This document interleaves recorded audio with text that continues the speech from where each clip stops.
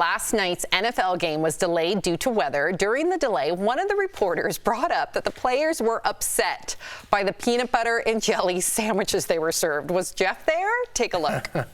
They are eating sandwiches, although a couple have complained to me that there's too much peanut butter on the sandwiches. It's like 70-30 with the jelly, so they're not enjoying those as much. Mike Tirico, I want to know what the proper ratio is on a peanut butter and jelly sandwich. Back to you. To me, the real question is it grape jelly or strawberry jelly? Does that matter? Yeah. And then how are we cutting it? Are we cutting it, square or rectangular? And white bread or whole wheat? Triangle, yes. right.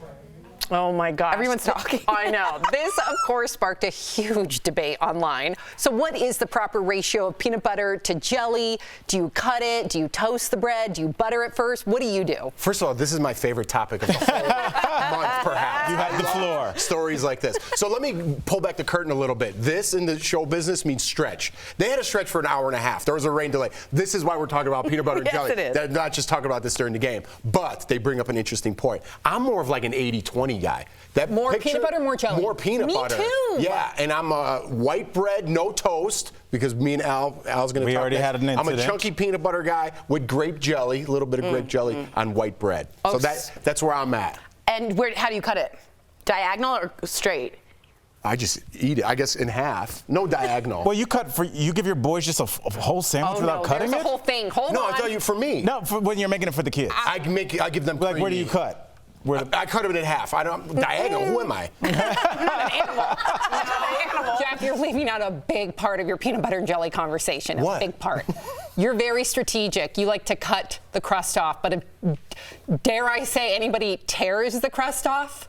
Yeah, no, you can't do that. Why? What? You get so upset when Jordan tears the crust off. Because what are you living in a cave? It looks. You got to cut. If you're going to go through the whole thing of cutting it and do all that, cut the crust off. You can't just rip it off. I don't know if I agree with cutting the crust off. I don't know. I think that you're giving your kids too much of a curated experience for life. Life is not a cut the corners off. Right. Some parts are unpleasant, and that's what the crust represents. Yeah, I agree. It's like things cannot be all good all the time. It cannot be symmetrically cut and perfect.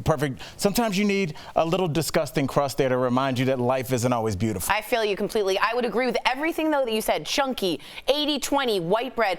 Don't like the grape. Big strawberry fan. Nobody puts Are you a strawberry jam. Way more. Preserves or I will go strawberry- to preserves. Okay. But if I need comfort, if someone's just made a lot of fun of me all day, I'm going to get you straight strawberry schmuckers and some chunky and just cry in the dark. Schmuckers? Can I say that you changed me? Because when you told me that it's embarrassing for the school, the teacher, and the classmates to see torn off edges, I now cut. Because I used to be like Jordan, and I would tear off the edges. No, here's the thing. I eat the crust out. My wife, she takes the crust off for the kids, but she just rips it off. Yeah, can't have that. I used to, too. You can't do Now that. I cut. Okay, so you know who you are? You're like, hey, remember Ted? His mom rips the crust off like an animal. Yeah.